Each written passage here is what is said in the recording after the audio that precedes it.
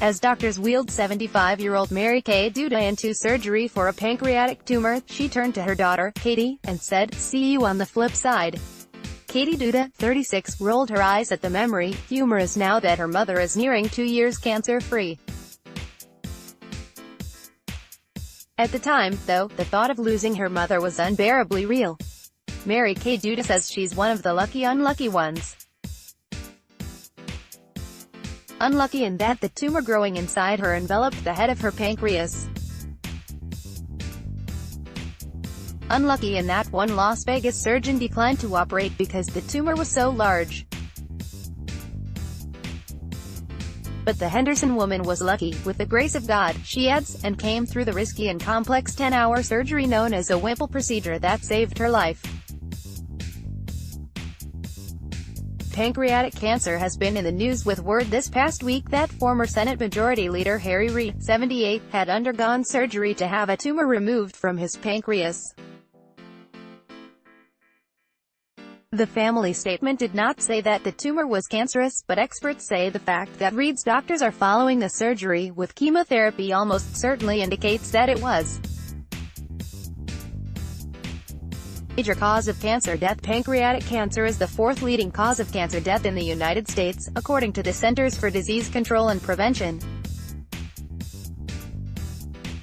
Even with successful surgery and chemotherapy, the average survival rate is between 26 and 30 months, said Dr. Charles Street Hill, who is surgeon at University Medical Center and a surgical oncologist who teaches at UNLV's School of Medicine.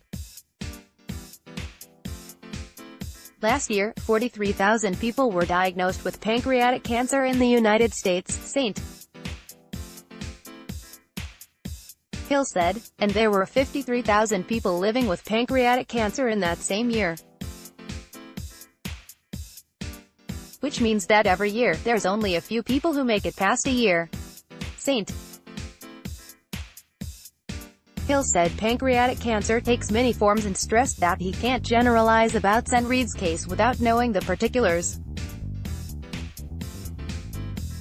In Duda's case, another lucky break helped her beat the odds.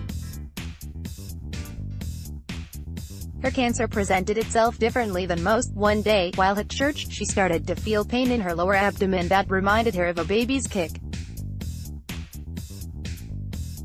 Usually, a tumor would block the bile duct and cause jaundice in late stages but not pain. But after visiting several doctors and urgent care clinics that misdiagnosed her case as diverticulitis, a CAT scan and endoscopy showed Duda was living with a massive lump on her pancreas. In other words, those kicks in the gut meant her cancer was diagnosed while it was still stage 1. Kay Duda took to the internet to research her mom's options. "I'm very persistent and kept searching and researching, and found out there was this procedure called the Whipple procedure," she said. Personally answered, she called Street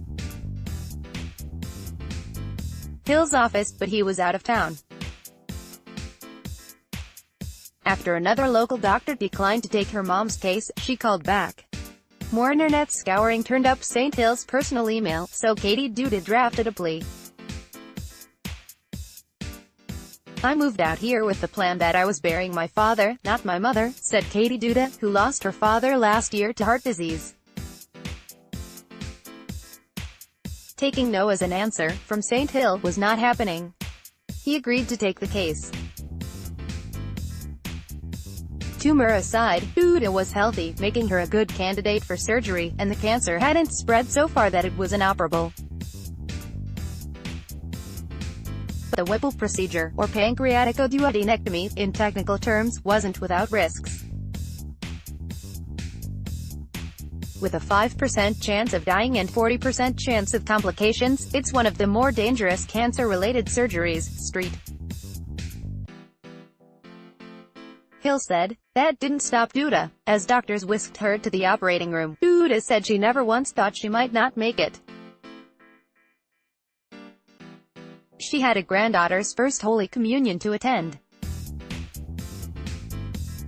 "Now, I have long-term goals," she said, including another granddaughter's Holy Communion in 4 years. Eventually, doctors tell Duda, the cancer will likely return.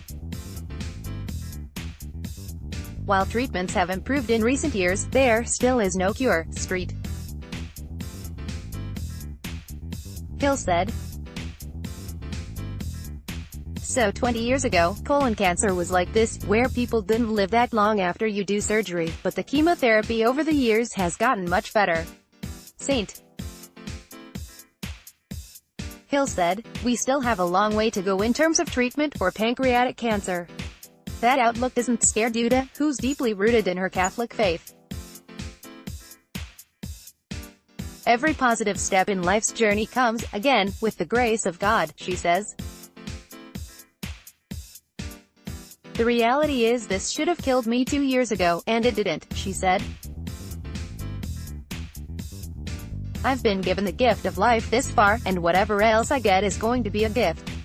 Contact Jessie Becker at jbecker@reviewjournal.com or 702-380-4563. Follow at Jessie Becks on Twitter.